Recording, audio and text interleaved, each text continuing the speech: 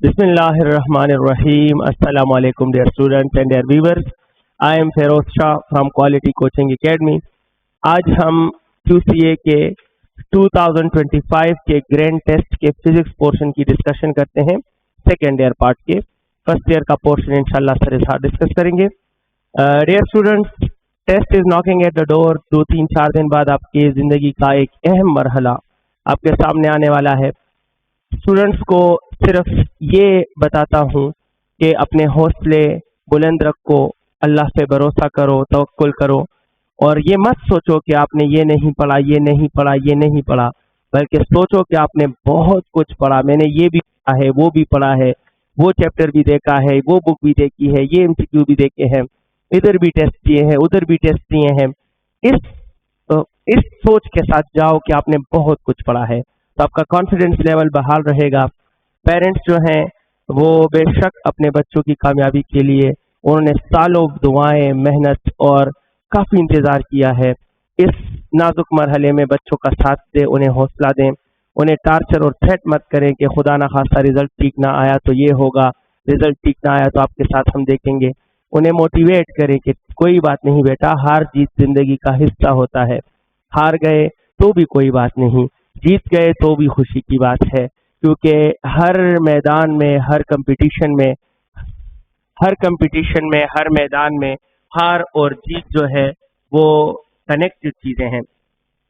Dear students, आपने बहुत कुछ पढ़ा है। मेरी दुआ है कि अल्लाह आपको आपकी मेहनत से बढ़कर आपको सिला दे और अगर आप डिज़र्व करते हो तो आपको अल्लाह डॉक्टर बनाए, इसी में आपको खुशियाँ दें और आपके ख़ानदान को खुशियाँ दें, इस मुल्क को, कौम को खुशियाँ दें।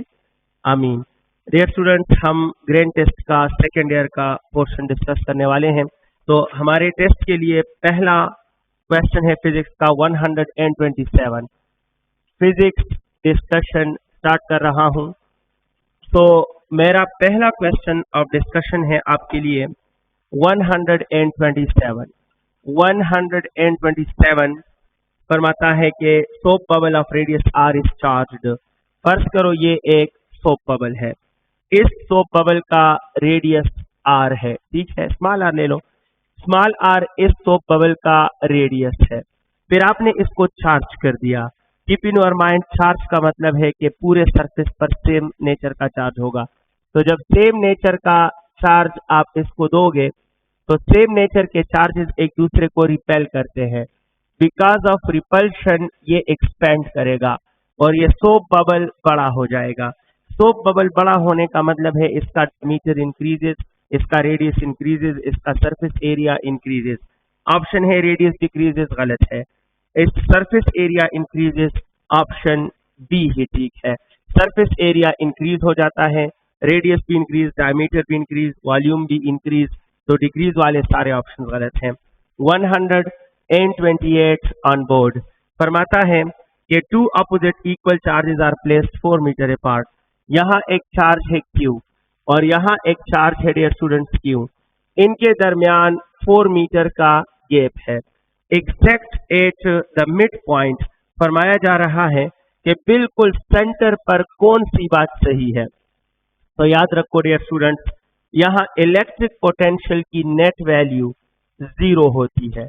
उसकी वजह क्या है? क्योंकि पोटेंशियल 1 जो है वो K और प्लस Q डिवाइड बाई 2 होगा, क्योंकि टोटल डिस्टेंस 4 है तो सेंटर तक डिस्टेंस 2 होगा, तो डिवाइड बाई 2।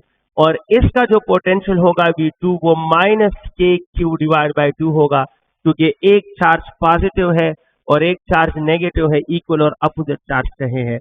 तो पोटेंशियल में चार्ज का नेचर पुट करना जरूरी है। तो V1 में प्लस Q, V2 में माइनस Q। जब दोनों ऐड करोगे तो एक प्लस KQ बाई 2 है, एक माइनस KQ बाई 2 है, रिजल्ट 0 हो जाएगा। लेकिन जब इंटेंसिटी की बारी आएगी तो याद रखना, इंटेंसिटी में हम यहाँ चार्ज का नेचर पुट नहीं करते, पॉजिटिव नेगेटिव क्यों पुट नहीं करते? क्योंकि ये पॉजिटिव है, ये नेगेटिव है। अगर हम यहाँ टेस्ट चार्ज रखें तो ये पॉजिटिव को रिपेल करता है, ये नेगेटिव पॉजिटिव को अट्रैक्ट करता है, तो दोनों के फोर्स का डायरेक्शन सेम आता है। और जहाँ फोर्स ऑन टेस्ट चार्ज का डायरेक्शन सेम आता है वहाँ इंटेंसिटीज पॉजिटिव होती हैं, दोनों पॉजिटिव इंटेंसिटीज होंगी, चाहे वो Q1 की हो चाहे Q2 की हो। चाहे एक चार्ज पॉजिटिव हो एक नेगेटिव है, लेकिन फोर्स का डायरेक्शन सेम है, तो E1 भी पॉजिटिव होगा और E2 भी पॉजिटिव होगा। और दो पॉजिटिव चीजों को आप ऐड करें, दो पॉजिटिव क्वांटिटीज को ऐड करें, तो उनका रिजल्ट कभी जीरो नहीं होता। लिहाजा नेट वोल्टेज तो जीरो है, लेकिन नेट इंटेंसिटी यहाँ जीरो नहीं है। और हमारा करेक्ट ऑप्शन इसमें है option D. Let me proceed and let me discuss question number 129। 129 हमारे लिए क्या कहता है?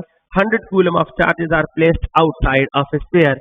ये एक स्फेरिकल सरफेस है, इससे इस तरफ आपने 100 कूलम का चार्ज रख दिया है, तो बताओ इस पूरे स्फीयर से टोटल फ्लक्स क्या होगा? तो दो कॉन्सेप्ट हैं। इस 100 कूलम के जितने लाइंस इस स्फीयर में इंटर होंगे, तो वो सारे लाइन दूसरी तरफ से निकल भी जाएंगे। अगर इंटर होंगे +4 तो जाएंगे -4, अगर इंटर होंगे -4 तो जाएंगे +4। Leaving flux is positive and entering flux is negative.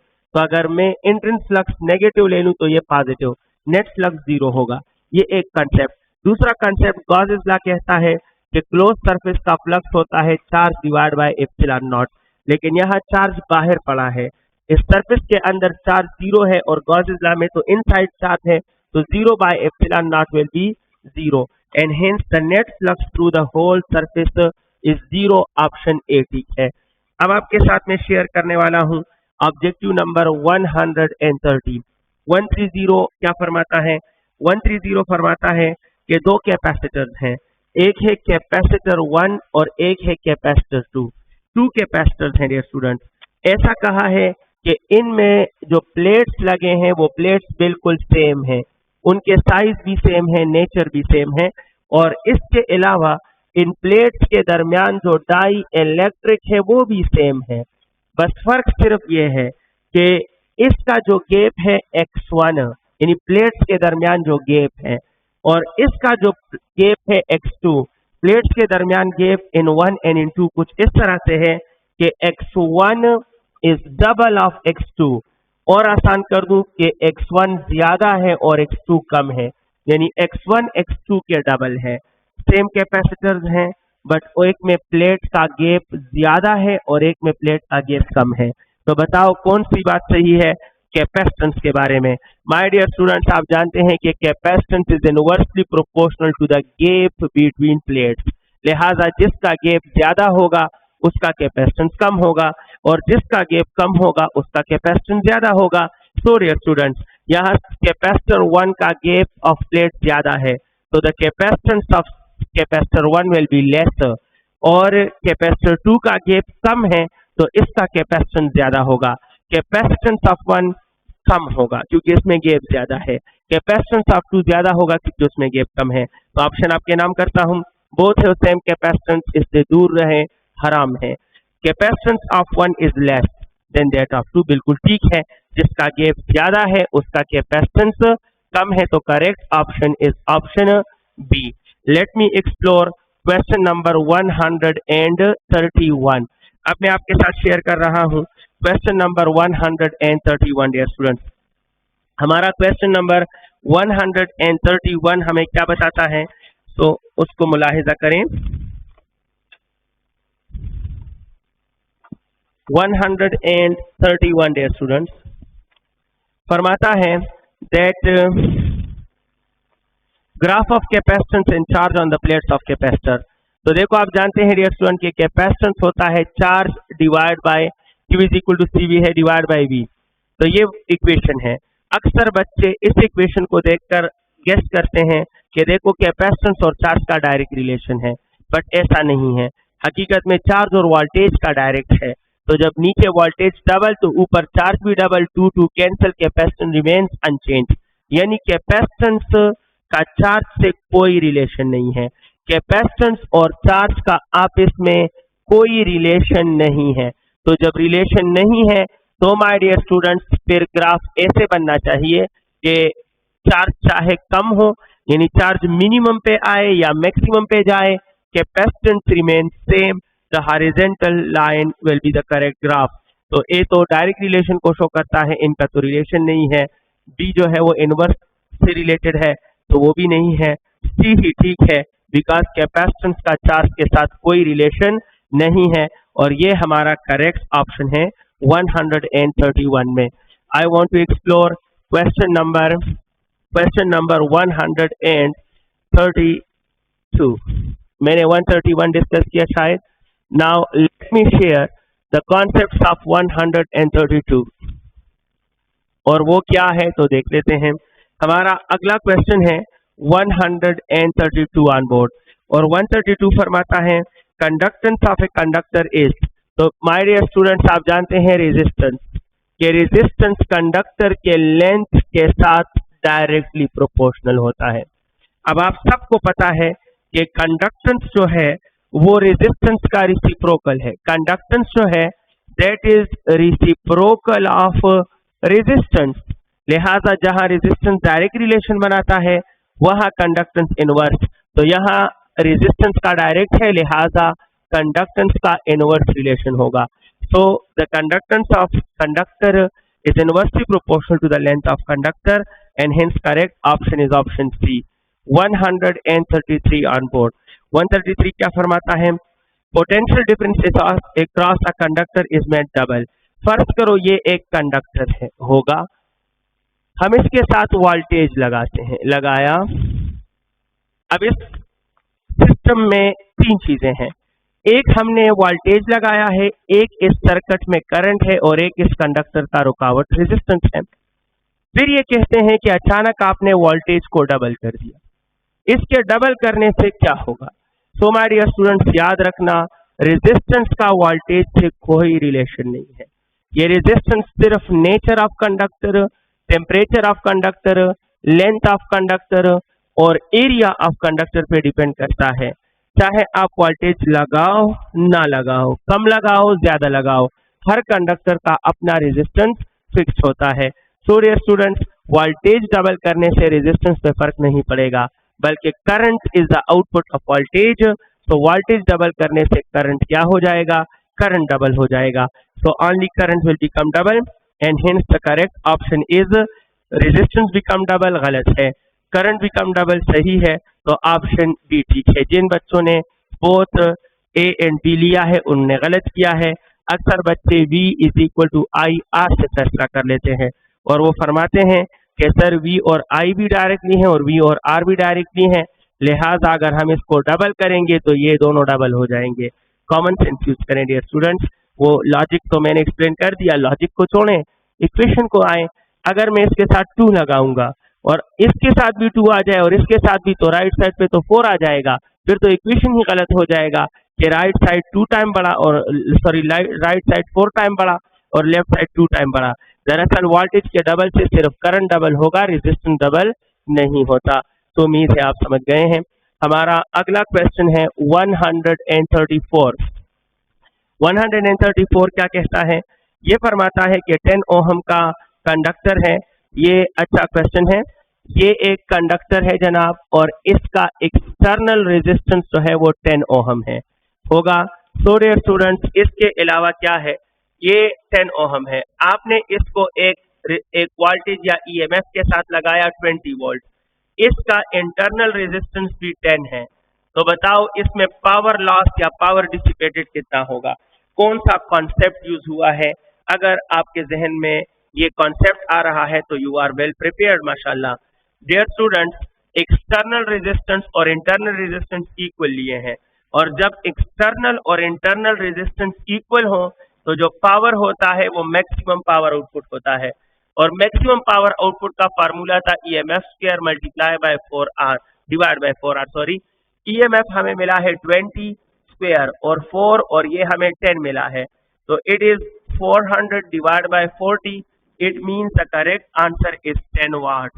तो 10 वाट्स का करेक्ट ऑप्शन बन रहा है जनाब, और हमारे लिए करेक्ट ऑप्शन है ए 135 ऑन द बोर्ड।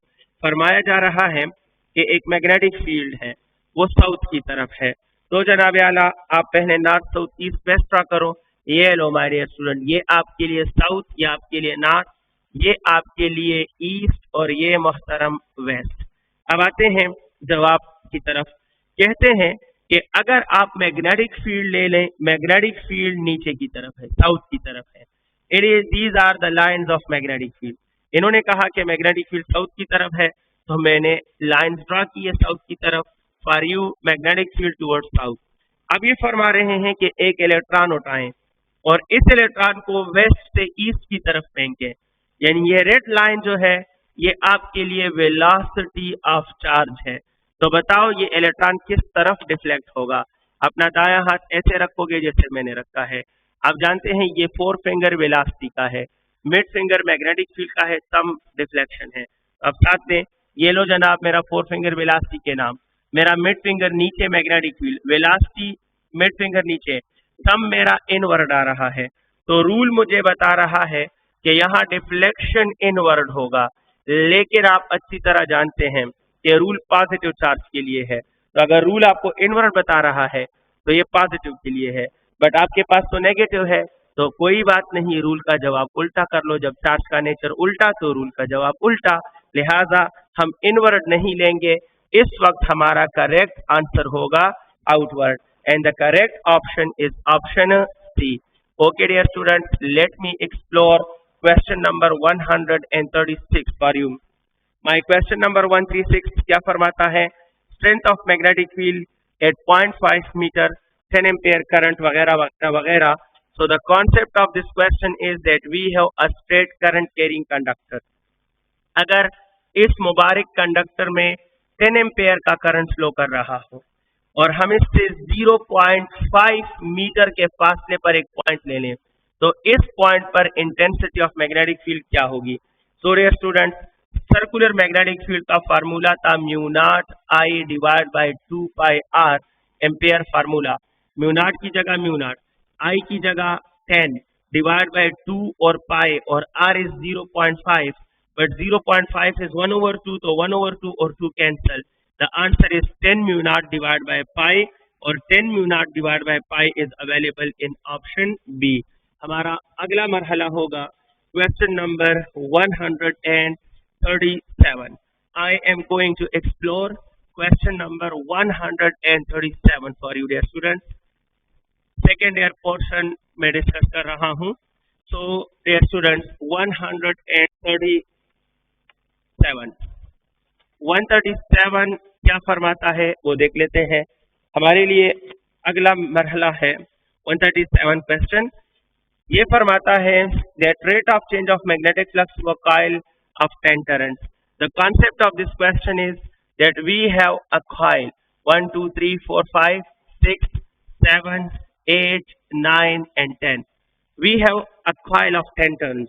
यानी ये एक कॉइल है जिसमें 1 2 3 ये लास्ट टर्न 10 है. फिर फरमा रहे हैं कि अगर मैं इस कॉइल से फ्लक्स चेंज करूं तो rate of change of flux की वैल्यू क्या होगी? ये क्या रिप्रेजेंट करता है? तो माय डियर स्टूडेंट्स, आप फेराडे लॉ लिखिए. आप कहें sir according to Faraday law EMF is equal to N delta phi by delta T. फिर कहोगे sir delta phi by delta T is rate of change of flux. तो EMF अपनी जगह पर करंट 10 है और इसकी जगह लिखूंगा rate of change of flux. Rate of change of flux, तो 10 इधर ले आओ, तो EMF by 10 is equal to the rate of change of flux. यानी rate of change of flux is equal to EMF divide by 10. The available option is option C. ठीक है. हमारा अगला क्वेश्चन है 138 ऑन बोर्ड. 138 फरमाता क्या है? ये फरमाता है कि एक सर्किट गिवन है और उस सर्किट में इंडक्टर नजर आ रहा है along with a resistor नजर आ रहा है. आपसे कह रहे हैं ये एक अल्टरनेटिंग सर्किट है और आपने इस अजीम सर्किट के बारे में हमें पावर फैक्टर बताना है. तो मैं उम्मीद करता हूं आप पावर फैक्टर जानते हो, the cause of phase difference. अब देखें, अगर सिर्फ रेजिस्टर होता तो 0 डिग्री होता और cos ऑफ 0 फिर 1 आ जाता. अब सिर्फ रेजिस्टर नहीं है तो 0 नहीं है, लिहाजा 1 भी नहीं है, तो एग्जैक्ट 1 गलत हो गया. उम्मीद है आप समझ गए होंगे. फिर जनाब आला ये cos है या नहीं है? और आप जानते हो कि cos का जवाब कभी 1 से ज्यादा नहीं होता, तो ग्रेटर देन 1 तो बिल्कुल हराम है. लिहाजा ग्रेटर देन 1 तो हो ही, पावर फैक्टर 1 से ज्यादा हो ही नहीं सकता. cos ऑफ पाई, cos की वैल्यू 1 से कहाँ ज्यादा हो सकती है? So dear students, greater than 1 हराम, एग्जैक्टली 1 हराम, क्योंकि एग्जैक्टली 1 तब होगा जब रेजिस्टर था और रेजिस्टर 0 डिग्री फेज डिफरेंस रखता है, तो cos ऑफ 0 1 आ जाता। अब सिर्फ रेजिस्टेंस नहीं है तो 0 नहीं है। अच्छा आगे बढ़े, एग्जैक्टली 0, एग्जैक्टली 0 तब होता जब सिर्फ इंडक्टर होता, और सिर्फ इंडक्टर क्या करता है, ये 90 रखता है और cos ऑफ 90 0 होगा। तो सिर्फ 0 तब आएगा या एग्जैक्ट 0 तब आएगा जब सिर्फ इंडक्टर हो। यहाँ तो इंडक्टर भी है रेजिस्टर भी है, तो इंडक्टर की वजह से 90 और रेजिस्टर की वजह से 0, इट मीन जो फाई होगा that will be less than 90 but it will be greater than 0। लिहाजा जब आप ऐसे एंगल का कास लोगे तो 90 पर 1 आता है, लेकिन यहाँ 90 नहीं है, मैंने गलत बोल दिया, 90 पर 0 आता है लेकिन यहाँ 90 नहीं है तो 0 हराम, और 0 पर 1 आता है लेकिन 0 नहीं है तो 1 हराम। लेकिन एंगल 0 से ज्यादा और 90 से कम तो पावर फैक्टर 1 से कम होगा और 0 से ज्यादा। लिहाजा between 0 and 1 the best option is option D, ठीक है। 139, the question I am going to solve, the question I am going to discuss is 139, dear students. The peak value of alternating voltage is 400 volt. अगर peak value 400 volt हो तो याद रखना alternating voltage की minimum value हमेशा 0 होती है, इसकी एवरेज वैल्यू भी 1 साइकिल के लिए हमेशा 0 होती है। और अल्टरनेटिंग वोल्टेज की आरएमएस वैल्यू लेनी हो तो V naught divide by √2 and that is 400 divided by 1.4, it is 3 round about 385.7 round about and round figure is 386। लिहाजा तीनों ऑप्शन ठीक है। देखो मिनिमम वैल्यू 0 है हर अल्टरनेटिंग वोल्टेज की, एवरेज वैल्यू हर अल्टरनेटिंग वोल्टेज की 0 होती है, तो आरएमएस वैल्यू जो है 286 आता है, 286 आता है या 386 आता है, I don't know students, I think all of this ठीक है। ये 386 है ऑप्शन सी में जो है, या 286 है, दीज आर करेक्ट। 286 है डियर स्टूडेंट्स, आई थिंक 286 या 386, काइंडली कैलकुलेट करें, ऑप्शन सी भी ठीक है। आप इसको सॉल्व कीजिएगा, आपने सॉल्व किया भी होगा, and all of these correct option is all of these dear student, 286 है and all of these are correct. हमारा अगला स्टेप है, और अगला स्टेप है 134, sorry 140। The question I am going to discuss is 140। 140 क्या है? Correct statement about the given circuit. आपको एक सर्किट बना के दिया गया है, ऐसा है कि ये एक डायोड लिया इस तरफ, फिर एक डायोड लिया बिल्कुल इसके अपोजिट, ये दो डायोड देखो डायोड नंबर 1 और 2 एक दूसरे के अपोजिट 22 से सामने नजर आ रहा है।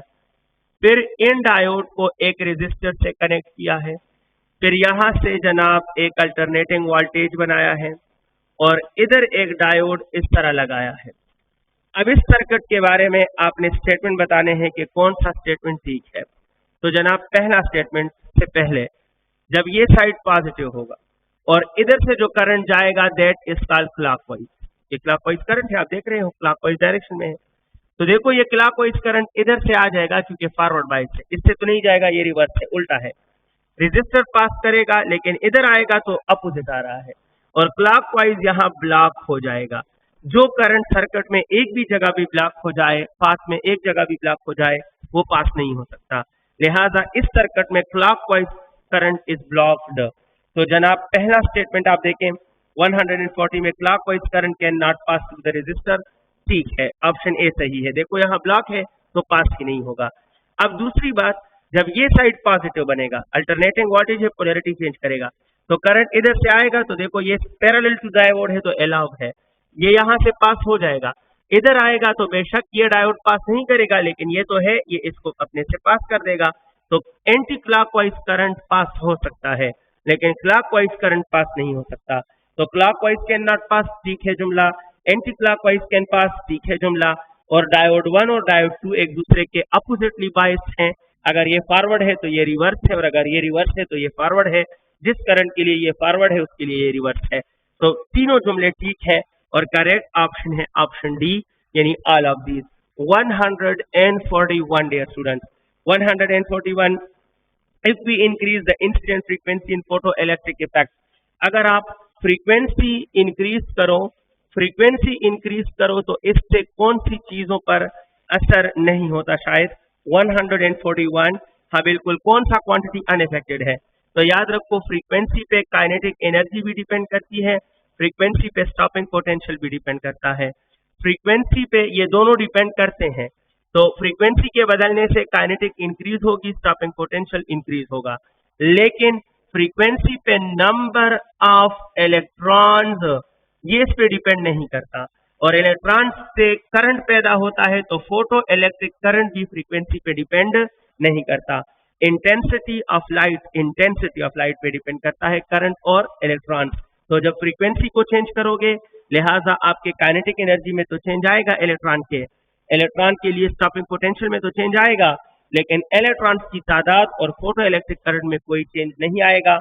यहाँ कहा है किस चीज में चेंज नहीं आएगा, तो only photo electric current is the applicable option. Option A बिल्कुल सही है जनाब। हमारा अगला क्वेश्चन है 142 फॉर यू। 142 फरमाता है कि एक अल्फा पार्टिकल है और एक प्रोटॉन है, दोनों सेम स्पीड, ये भी स्पीड भी से जा रहा है, तो डी ब्रॉगली वेवलेंथ के बारे में कौन सी बात सही है? जनाब, de Broglie wavelength is equal to h divide by mv। अब देखो डियर स्टूडेंट्स, h भी कांस्टेंट, स्पीड भी दोनों का सेम, लिहाजा जिसका मास मोहतरम ज्यादा होगा उसका डी ब्रॉगली वेवलेंथ बेशरम कम होगा। समझ आ गई है? तो जिसका मास कम होगा उसका wavelength of de Broglie wave ज्यादा होगा। तो रेसिप्रोकल है, क्योंकि इसका मास ज्यादा है तो इसका वेवलेंथ कम होगा। प्रोटॉन का मास कम है तो प्रोटॉन का वेवलेंथ डी ब्रॉगली वेव का ज्यादा होगा। तो अब ऑप्शन एक एक पढ़ते हैं, देखते हैं कौन सा ठीक है। हमारे लिए ऑप्शन है ग्रेटर फॉर अल्फा, गलत है, अल्फा के लिए कम होना चाहिए। लेस फॉर प्रोटॉन, गलत है, प्रोटॉन के लिए ज्यादा। ग्रेटर फॉर प्रोटॉन बिल्कुल सही है, सी ऑप्शन सही है। हमारा अगला क्वेश्चन है 143 ऑन बोर्ड। फरमाता है डियर स्टूडेंट्स कि electron fourth orbit of hydrogen atom से second orbit of hydrogen atom में आया है, तो बताओ कौन सा फोटॉन एमिट होगा? तो आप जानते हैं सेकेंड ऑर्बिट में तो हमें लेमन सीरीज मिलता, बाल्मर सीरीज मिलता है, और बाल्मर सीरीज तो विजिबल रीजन में है, तो फोटॉन विजिबल होगा, इसमें तो कोई शक नहीं, बाल्मर सीरीज है। वेवलेंथ क्या होगा? तो 1 over lambda Rydberg constant 1 over P square minus 1 over N square. The data given is R 1 over 2 square minus 1 over 4 square. आप इसको सॉल्व कीजिएगा, यहाँ 4 आता है, यहाँ 16 एलसीएम ले लें, आप देखोगे the wavelength will be 16/3r, ये वैल्यू आएगी, और इसका जो रेंज है चूंकि बाल्मर फोटॉन है तो it will be in visible region. तो the correct option is 16/3r visible. Option A बिल्कुल सही है डियर स्टूडेंट्स। हमारा क्वेश्चन नंबर 144 आपके लिए, क्वेश्चन नंबर 144 ऑन बोर्ड, और क्वेश्चन क्या है? The rate of decay of radioactive sample is reduce to 25%। Question ये है कि रेट ऑफ डीके 100% था और अब ये 25% है। रेट ऑफ डीके 100% से 25% पे आ गिरा है, और 100% से 25% तक ये टोटल ड्यूरेशन 20 मिनट्स है। आपसे फरमा रहे हैं कि बताओ इस एलिमेंट की हाफ लाइफ क्या होगी? What will be the half life of this element dear students? तो माय डियर स्टूडेंट्स, कितना आसान है, देखो 100 से 25 तक जाने का सफर देखो, तो 100 से पहले 50% आएगा और फिर 50% से 25%।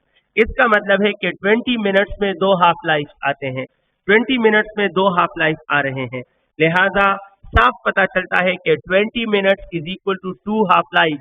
तो 2 times of half life is 20, तो 1 हाफ लाइफ इज 20/2 यानी 10 minutes. So the correct answer is 10 minutes, and the correct option of the question is option B. Bundle of thanks dear तरफ से ढेर सारी दुआएं। फर्स्ट ईयर का portion sir इजहार साहब डिस्कस करेंगे इंशाअल्लाह अज़ीज। मेरा यहाँ पर सफर आपके साथ फिलहाल खत्म हुआ, इंशाअल्लाह अज़ीज नेक ख्वाहिशात के साथ फिर मुलाकात होगी। एक छोटा सा शेर आपके लिए कि इरादे जिनके पुख्ता हो, इरादे जिनके पुख्ता हो, यकीन जिनका खुदा पर हो, तलातुम खेज मौजों से वो घबराया नहीं करते। बिस्मिल्लाहिर्रहमानिर्रहीम। ग्रेन टेस्ट QCA 23 अक्टूबर 2025 वाला, इसका फिजिक्स पोर्शन में कुछ MCQs मैं डिस्कस करवा रहा हूँ। MCQ 145 MCQ 145 में आपको ये बताया गया है कि the vector sum of A and B is a C. जब भी किसी एमसीक्यूज में आपको इस तरह स्टेटमेंट दिया गया है कि उसको आप मैथमेटिकल शेप दे सकते हैं, तो उसको आप जो ही रीड आउट कह रहे हैं तो उसको आप डायरेक्टली वहां पर साइड पे लिखते भी जाए। जिस तरह यहां पर आपको बताया गया है कि the vector sum of A and B vector is equal to C vector. फिर आगे आपको बताया गया है and also the sum of the square of the magnitude of the two vector is equal to the square of the magnitude of C as well. मतलब A और B का vector sum भी सी के बराबर है, और ए और बी के मैग्नीट्यूड का अगर मैं स्क्वायर निकालूं और उसको सम करूं वो सी स्क्वायर के बराबर है। So this is simply a Pythagoras theorem. ठीक है, तो यहां पर आप देख सकते हैं कि base square plus perpendicular square is equal to hypotenuse square. तो ये तब पॉसिबल है when these two vectors are perpendicular. तो थीटा आपके पास होगा it is equal to 90 degree.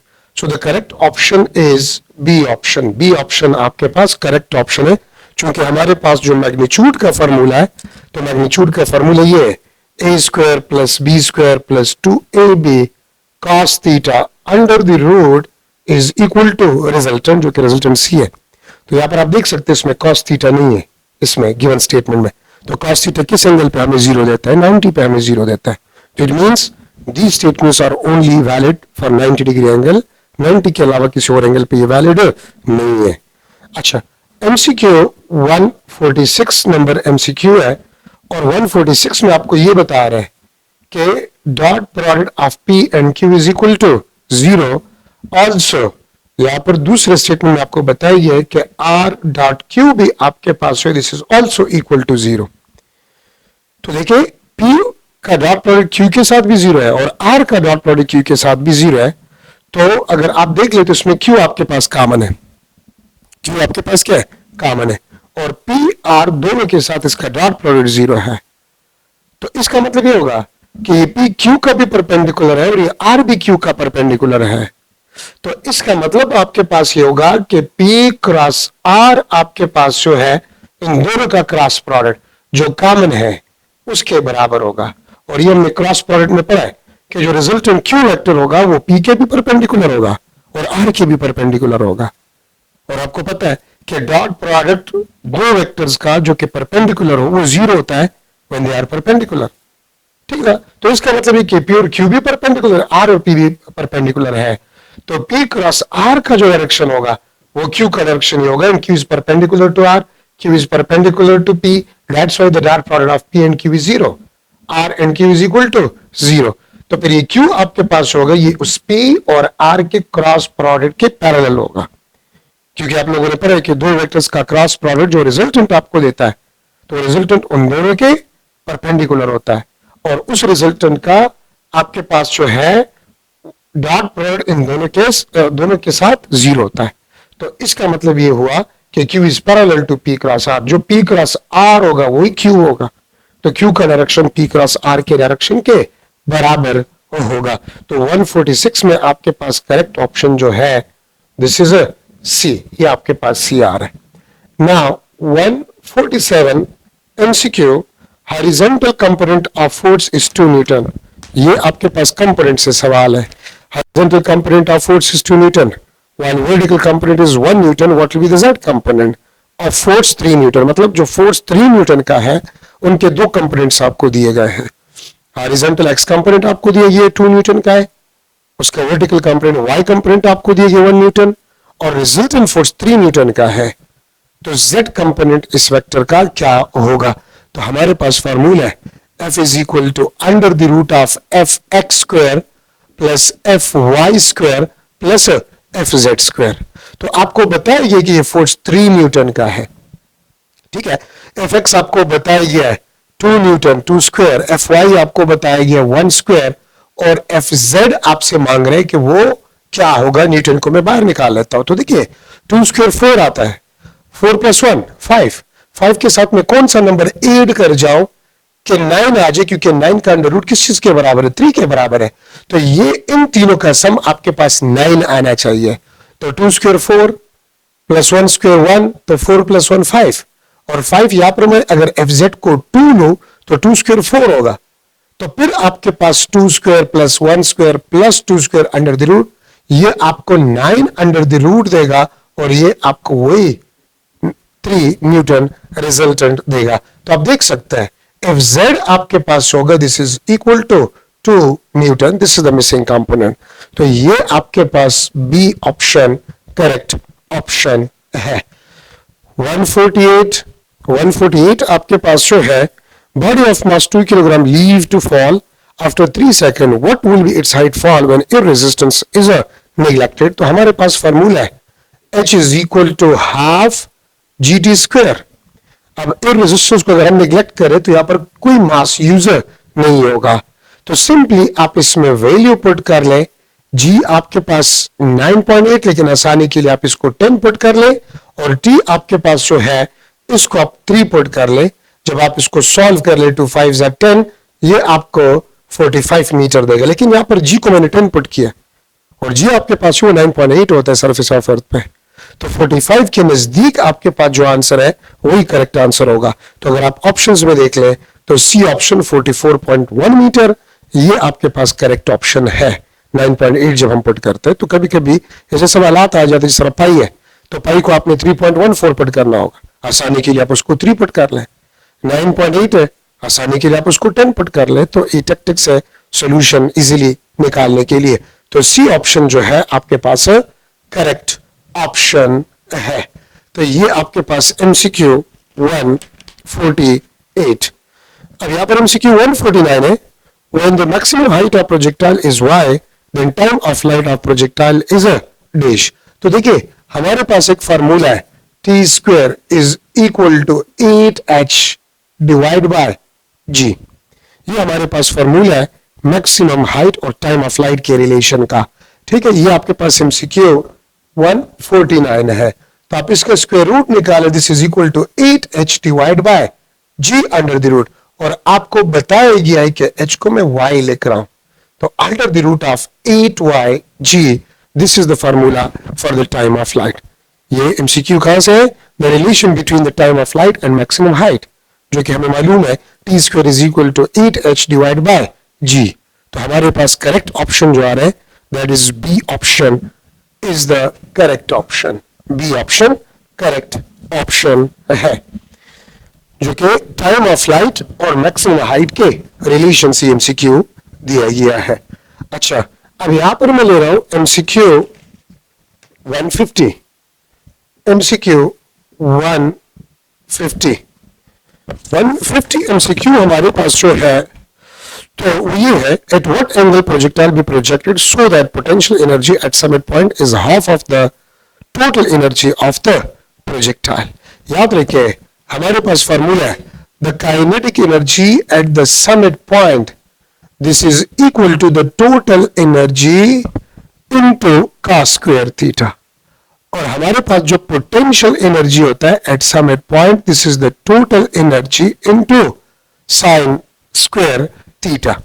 तो देखिए cos स्क्वायर थीटा और साइन स्क्वायर थीटा, जब प्रोजेक्टाइल को आप 45 डिग्री पे प्रोजेक्ट कर ले, जब प्रोजेक्टाइल को आप 45 डिग्री पे प्रोजेक्ट कर ले, तो याद रखिए काइनेटिक एनर्जी समिट के टोटल एनर्जी का आपके पास क्या होगा? हाफ होगा, और पोटेंशियल एनर्जी भी समिट पॉइंट पे टोटल एनर्जी का क्या होगा?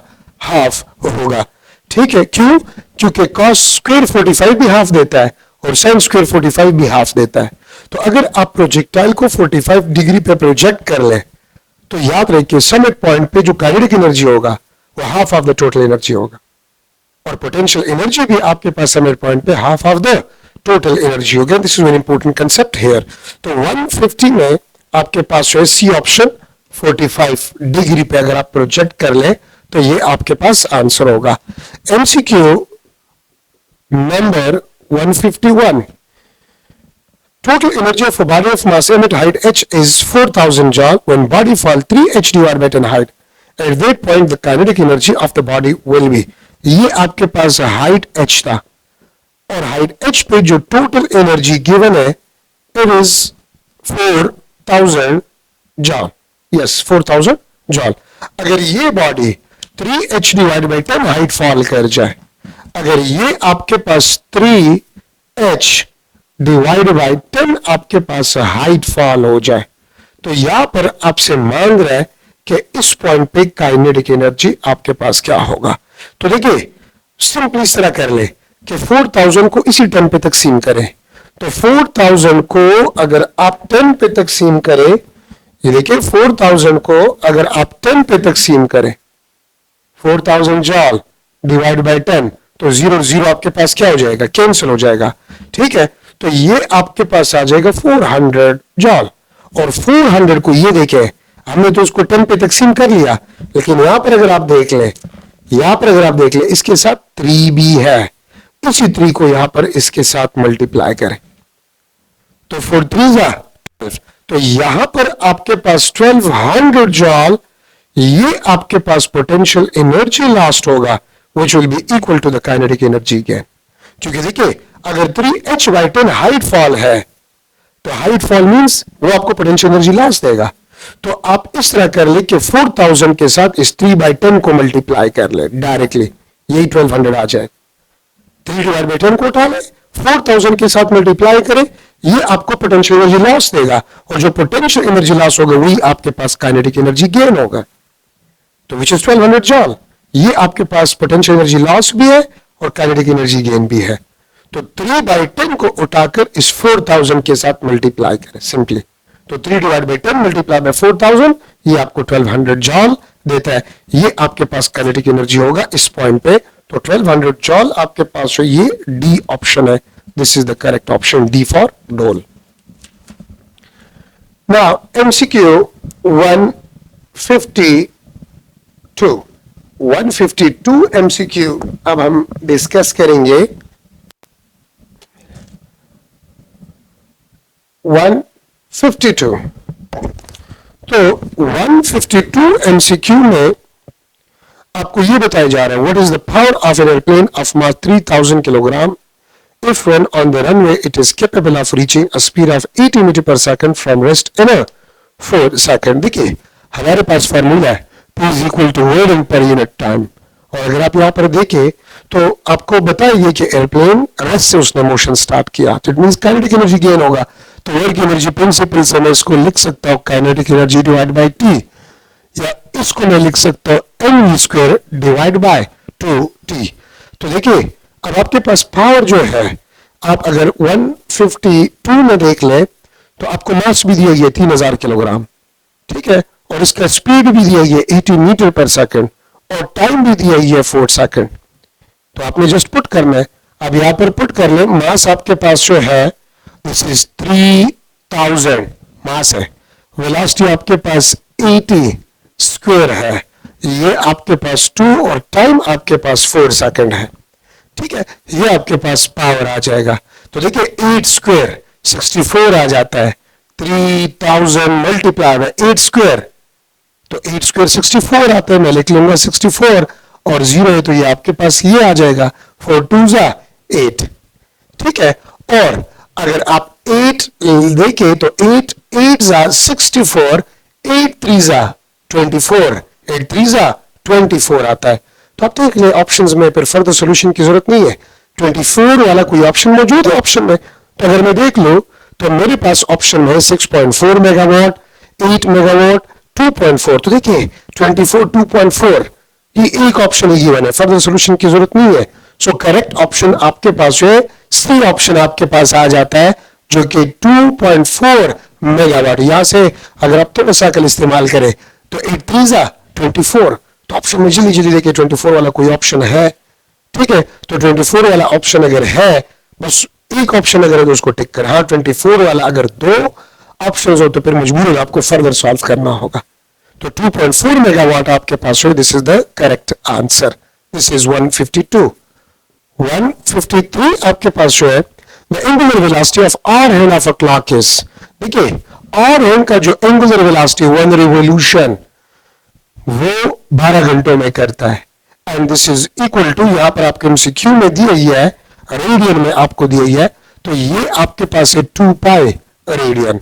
तो आपके पास 1 आवर के लिए हो जाएगा 2 पाई रेडियन डिवाइड बाय 12, तो ये आपके पास हो जाएगा पाई डिवाइड बाय 6 रेडियन, और angular velocity of the hour hand ये pi by 6 radian per hour आपके पास है। अब यहां पर देखिए ये पाई आपके पास 3.14 है and this is 6 radian per are. यहां पर जो एमसीक्यूज है इसमें से ये पाई मिसकंपोजिंग की वजह से आई, यहां पर ये पाई नहीं है, ए सी और डी ऑप्शन में ये पाई नहीं है, ठीक है। ये पाई हमने पहले क्लासेस में आपको बताया था कि इसको आप हटा दें, ठीक है। तो आपके पास जो है 3, आप क्या करें 3.14, अक्सर ये फ्रैक्शन वाली चीजें देखकर स्टूडेंट डर जाता है, अपना डर नहीं है, इसको आप 3/6 कर ले और 3/6 आपके पास आ जाता है हाफ। तो आप देखिए ऑप्शंस में हाफ से नजदीक कौन सा आंसर है, तो अगर हाफ के नजदीक आप देखिए तो 0.52, ये हाफ ये 0.5, ठीक है। तो आपके पास ए ऑप्शन 0.52 वाला जो है वो आंसर है। क्लासेस में आपको बताया गया था, इसमें जो पाई है इसको हम सॉल्व कर चुके थे, तो पाई को हमने निकाला था, क्लासेस में आपको बताया गया था कि इसको आप निकाल लें, ठीक है। तो ए ऑप्शन आपके पास है, this is the correct option. तो ये 153 आपके पास था।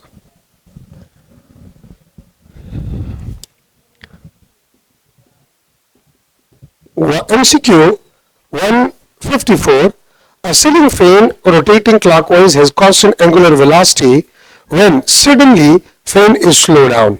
याद रखिए अगर फैन स्लो डाउन होता है so angular speed will be decreasing, angular speed will be decreasing, और अगर angular speed decrease होगा तो अल्फा will be negative, और अगर अल्फा नेगेटिव होगा तो ये बात जहन में रख लें कि alpha will be always anti parallel to omega.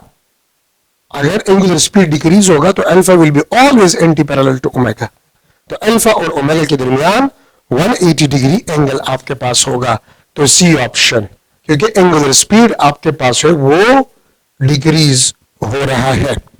155, during circular motion of a body angular displacement is 18 degree is equal to dash revolution. कितने रिवोल्यूशन के बराबर आपके पास 18 डिग्री होगा, तो देखिए रिवोल्यूशन 1 रिवोल्यूशन आपके पास है, this is equal to 360 degree आपके पास है। तो मैं अगर यहां पर लिख लूं 1 रिवोल्यूशन 1 डिवाइड बाई 360 1 डिग्री आपके पास होगा। अब यहां पर भी मैं 18 मल्टीप्लाई कर लूंगा, यहां पर भी मैं 18 मल्टीप्लाई कर लूंगा, तो आप इसको देख ले 18 2 36, ये आपके पास 1/20 रिवोल्यूशन हो जाएगा and this will be 18 degree. और 1 डिवाइड बाई 20 रिवोल्यूशन अगर आप देखें तो यहां पर कुछ सवालात ऐसे होते हैं कि उसमें जब आप ऑप्शंस को देख ले तो आपको आंसर का पता चल जाता है, आपको आंसर का पता जो है वो चल जाता है। तो आप इसको देख ले 1 डिवाइड बाई 20 ये आपको 1 से लेस आंसर देगा। ऑप्शंस में देखिए अगर ऑप्शन में एक ही ऑप्शन ऐसा है जो कि 1 से लेस आंसर आपको देता है वही करेक्ट ऑप्शन है। अगर आप देख ले तो इसमें 18 रिवोल्यूशन 0.05 रिवोल्यूशन 1.8 रिवोल्यूशन 3.6 रिवोल्यूशन, तो करेक्ट आंसर 1 से कम कौन सा है, एक ही ऑप्शन है and it is B option।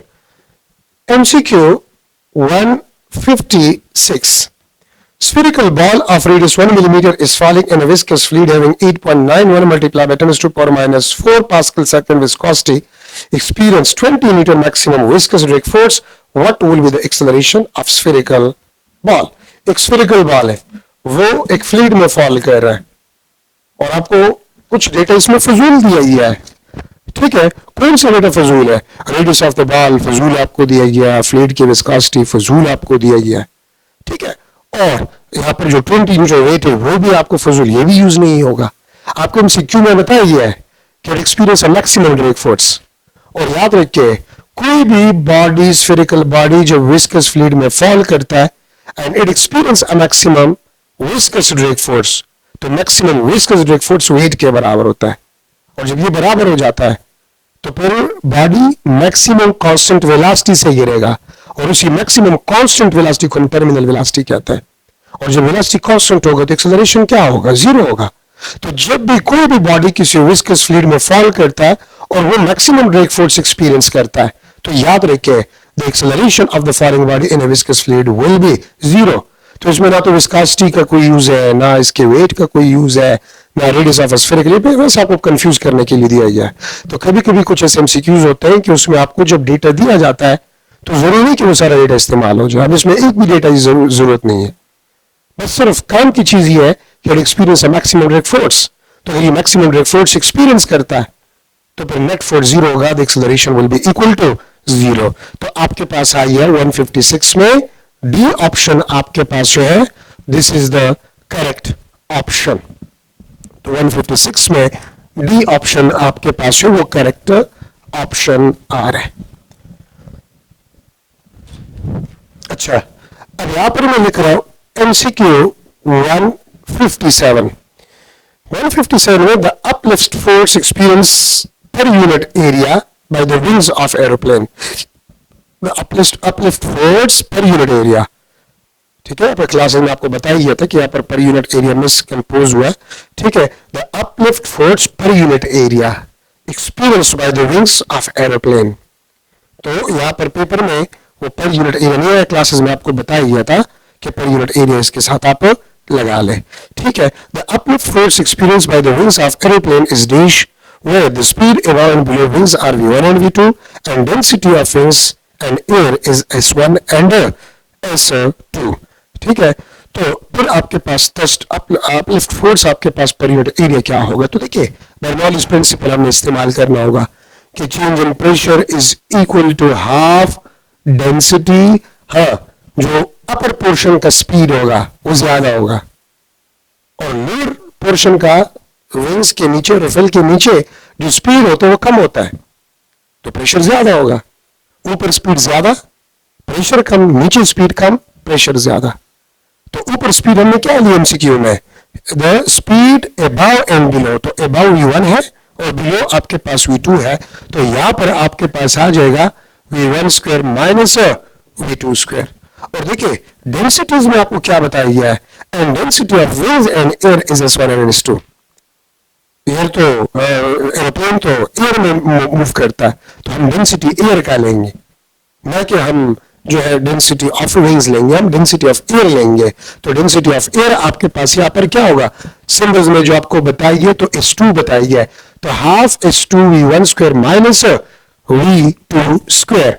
और इसको मैं इसी तरह ही लिख सकता हूं, half s2 v1 square minus v2 square. और ये आपके पास pressure difference force per unit area ही होता है। ठीक है, there is a pressure difference, there must be a force per unit area. तो फोर्स पर यूनिट एरिया आपके पास होगा half s2 v1 square minus v2 square आपके पास होगा। तो 157 में आपके पास करेक्ट ऑप्शन जो है वो बी ऑप्शन है। ठीक है, अच्छा एमसीक्यू 158 आपके पास जो है, when the instantaneous displacement of simple harmonic oscillator is half of the amplitude, then the velocity of simple। देखिए instantaneous displacement आपको बताया गया है कि this is half of the amplitude। और देखिए आपके पास जो formula instantaneous displacement of simple harmonic oscillator का वो है x नॉट cos थीटा, लेकिन आपको स्टेटमेंट में ये बताया गया कि x is equal to half of the amplitude। तो इसका मतलब है कि cos थीटा के बजाय क्या है, हाफ है, और cos थीटा अगर हाफ है तो theta is equal to cos inverse half, और ये आपके पास क्या होगा 60 डिग्री आपके पास होगा। तो देखिए इसको आप वेलोसिटी के फॉर्मूले में पुट कर ले, वेलोसिटी का फॉर्मूला हमारे पास है v is equal to v naught sine theta, और साइन 60 अगर आप पुट कर ले v नॉट साइन 60, तो साइन 60 आपके पास हो under the root of 3 divide by 2 के बराबर आपके पास होते। तो 158 में सी ऑप्शन आपके पास जो है this is the correct option. ठीक है, under the root of 3 divide by 2 v naught sine 60 under root 3 divide by 2 के बराबर आपके पास होता है। अच्छा, अब 150 एमसीक्यू 159 आपके पास जो है वो आपको क्या कह रहे हैं, the time period of simple pendulum in Peshawar depends upon. तो देखिए टाइम पीरियड का फॉर्मूला आपके पास ही है under the root of L by G. अगर मैं आपको ये कह दूं कि the time period of a simple pendulum in Peshawar, in Mardan, in Islamabad, in Murree, if the location is specified, तो फिर जी आपने कांस्टेंट लेना होगा। जी तो कांस्टेंट होता है, वहां पर तो चेंज नहीं होता। तो अगर लोकेशन स्पेसिफाइड हो तो फिर जी कांस्टेंट होता है। तो टाइम पीरियड सिर्फ और सिर्फ फिर किस चीज पे डिपेंड करेगा, लेंथ पे। तो यहां पर time period of a simple pendulum depends upon the length, सिर्फ लेंथ पे, क्योंकि लोकेशन स्पेसिफाइड है पेशावर। तो जब लोकेशन स्पेसिफाइड होता है तो फिर जी को आपने कांस्टेंट लेना होगा। ठीक है, तो फिर सिर्फ एक चीज पे डिपेंड करते हैं और वो क्या है, वो आपके पास है length of a simple pendulum. Now MCQ 160, MCQ number आपके पास जो है वो 160 है। तो 160 में frequency of standing waves form in a string fixed at both ends for third overtone is 80 hertz. Third overtone means fourth harmonic होगा, तो 4 आपके पास 80 हर्ट्ज है। ठीक है, आपको थर्ड ओवरटोन का बताइए, तो अगर थर्ड ओवरटोन होगा तो वो आपके पास फोर्थ हार्मोनिक होगा, क्योंकि number of harmonic is equal to number of overtone plus 1। तो ये फोर्थ हार्मोनिक है 80 हर्ट्ज। तो इससे अगर मैं F1 को मालूम करूं तो F4 डिवाइड बाय 4 आपके पास होगा, 80 हर्ट्ज डिवाइड बाय 4, और ये आपके पास होगा 4 2 जा 8, तो 20 हर्ट्ज आपके पास ये हो जाएगा।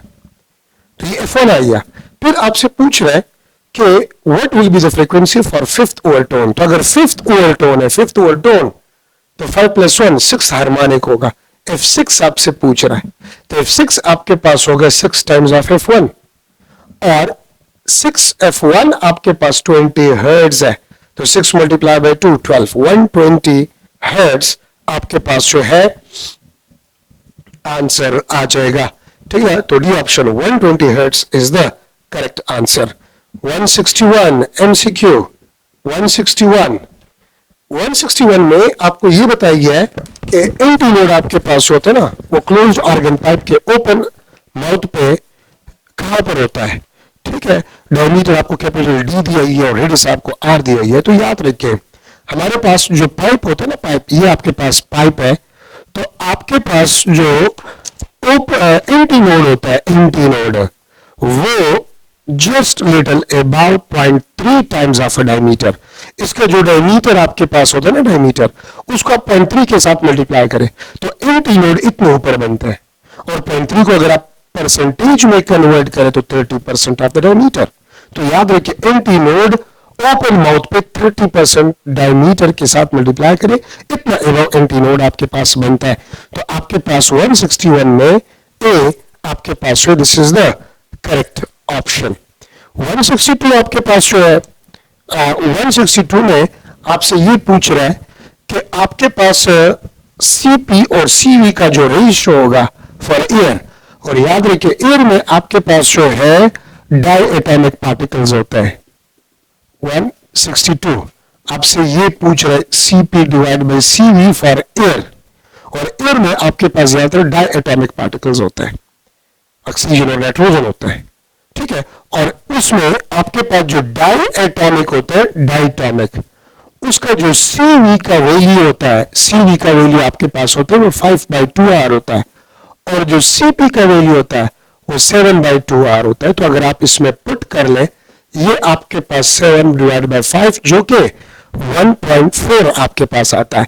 ठीक है, तो सी ऑप्शन 162 में आपके पास जो है, this is the correct option. Game for air CP divide by CV, diatomic का सी 5/2r है, सीपी 7/2r है, तो आप इसमें पुट कर ले, आपके पास आ जाएगा 1.4। ठीक है, तो ये आपके पास जो है 1.4 एयर के लिए इस्तेमाल, जो कि लेप्लास करेक्शन फार्मूले में भी यूज हुआ है।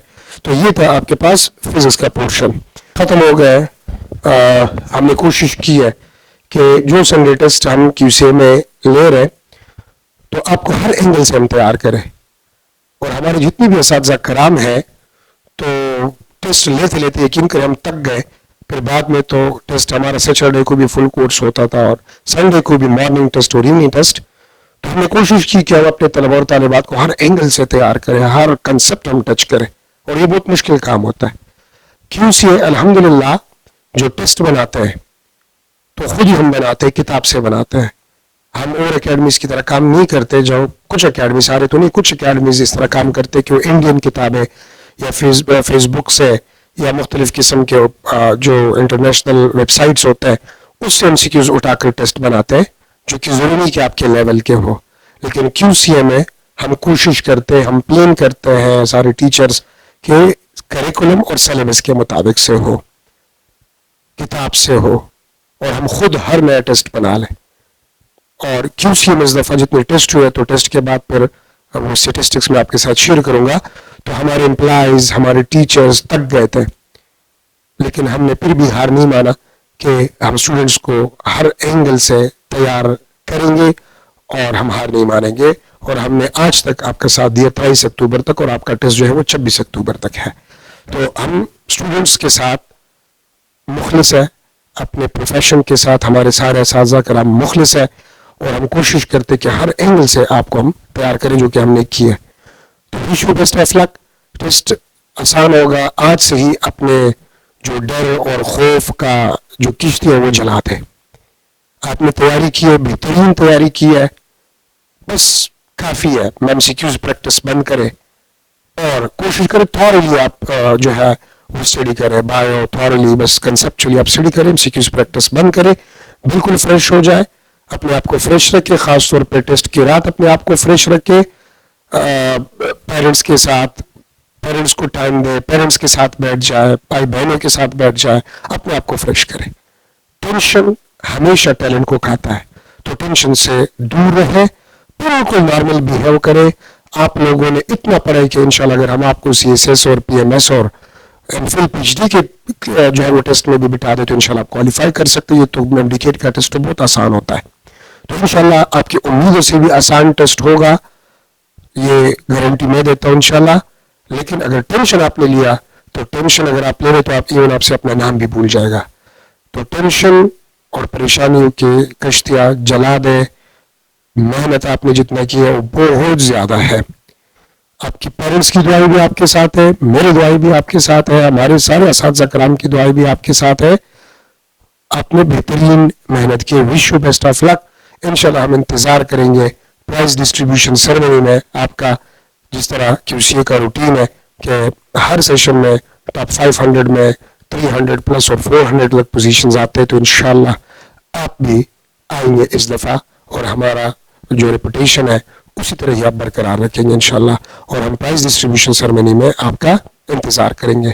टेस्ट के दौरान मैं तो आपको यही कहूँ कि मशरूतियत ज़्यादा ना करें, ठीक है। आप कोशिश करें कि MCQ को पूरा पढ़े, लास्ट तक पढ़े। MCQ में जरूरी बात आपके पास जो होती है ना, what is the question, that is important. सवाल क्या है, जिस तरह यहाँ पर डिस्कशन में आपने देखा कि जो खासतौर पर ड्रग फोर्स का मैंने एक MCQ दिया था, तो उसमें कोई भी डेटा इस्तेमाल नहीं हो रहा, सिर्फ वो सवाल जो था कि when the droplets experience a maximum drug force, उसी में आंसर है, ठीक है। तो जरूरी है कि सारा डेटा उसमें इस्तेमाल हो, जो MCQ को पूरा पढ़ना होगा। और याद रखिए कुछ MCQs इस तरह भी होते हैं कि स्टेटमेंट से अगर आपको समझ नहीं आ रहा तो ऑप्शंस को पढ़ा करें, सिर्फ स्टेटमेंट्स को बार बार रीड ना करें, बल्कि ऑप्शंस को भी साथ में पढ़ा करें। और जो MCQ आप करें उसको आप पे कलर से टिक करें। जो आपने लेट सपोज रखा कि ये मैं बाद में करूंगा या करूंगी, तो उस पर कोई अलग कलर जो है वो रखा करें। कोई MCQ जो आपको अभी आपका दिमाग उस पर काम नहीं कर रहा, सोल्यूशन ये लेगा, तो वो लास्ट टाइम में रखे। तो इस तरह अपनी माइंड से टेस्ट को तकसीम करने की कोशिश करें।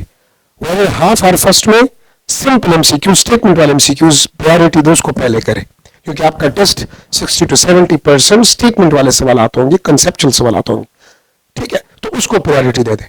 तो 1.5 आवर बाद में गारंटी देता हूं कि 60% to 70% आपने टेस्ट को अटेम्प्ट किया होगा। अपने साथ कुछ चॉकलेट्स वगैरह इस तरह ले जाए कि आप वो खाएं, ताकि आपका शुगर लेवल डाउन ना हो जाए। सुबह नाश्ता अच्छा करें, अगर किसी की कोई बीमारी ना हो अपने डॉक्टर्स के साथ मशवरा करें। अगर कोई बीमारी आप में नहीं, आप नॉर्मल है, तो 10 मिलीग्राम एक इंड्राल ले लें, जिससे आप फ्रेश होंगे। सुबह नमाज पढ़े, तिलावत करें, बिस्मिल्लाह तवक्कल तो अल्लाह से आप चले जाए, जिक्र से आप चले जाए, इंशाल्लाह आप सुरखुरू आएंगे। Wish you best of luck, हमारी दुआ आपके साथ है। Thank you so much. और आपने QCA के प्लेटफॉर्म को चुना अपने फ्यूचर को सिक्योर करने के लिए। इसके लिए भी नेक तमन्नाएं, नेक ख्वाहिशात। अल्लाह रब्बुल इज़्ज़त आपको कामयाबियां दें और आपके ख्वाब पूरे हों, अधूरे ना रहें, आप खुश रहें, और आपको ये एतमाद जो है इंशाल्लाह ये नुकसान नहीं देगा। फरवरी से हमारा साथ था, और ग्रैंड टेस्ट QCA का आपने देखा। इंशाल्लाह 2-3-4 दिन बाद आप ओरिजिनल टेस्ट भी देखोगे। उम्मीद करूंगा कि इंशाल्लाह आपको मायूसी नहीं होगी। अल्लाह रब्बुल इज़्ज़त आपके लिए रास्ते खोलेगा कामयाबियों के, खुशियों के। ये बात याद रखिए डियर स्टूडेंट्स, हार जीत वाकई में ज़िंदगी का हिस्सा होते हैं। बाज़र्फ और आला ज़र्फ और बाहिम्मत वो लोग होते हैं जो हार कर भी बेहौसला नहीं होते, हार कर भी बेदम नहीं होते, हार कर भी हारते नहीं हैं। वो समझते हैं जनाब, जीत तो हर कोई मना सकता है, जीत की खुशियों में तो हर कोई खुश रह सकता है, खुशियों में शरीक कर सकता है। जो हार कर भी उसके कदम ना डगमगाए तो असल मर्द मुजाहिद वही होता है। तो हौसले बुलंद रखो, अल्लाह से तवक्कुल करो, इंशाअल्लाहुल अजीज कामयाबियां आपको जरूर मिलेंगी और आपको खुशियां जरूर मिलेंगी। हमारी तरफ से ढेर सारी दुआएं। फर्स्ट ईयर का पोर्शन सर इजहार साहब डिस्कस करेंगे इंशाअल्लाहुल अजीज। मेरा यहाँ पर सफर आपके साथ फिलहाल खत्म हुआ। इंशाअल्लाहुल अजीज नेक ख्वाहिशात के साथ फिर मुलाकात होगी। एक छोटा सा शेर आपके लिए कि इरादे जिनके पुख्ता हो, इरादे जिनके पुख्ता हो, यकीन जिनका खुदा पर हो, तलातुम खेज मौजों से वो घबराया नहीं करते। All the best. अल्लाह।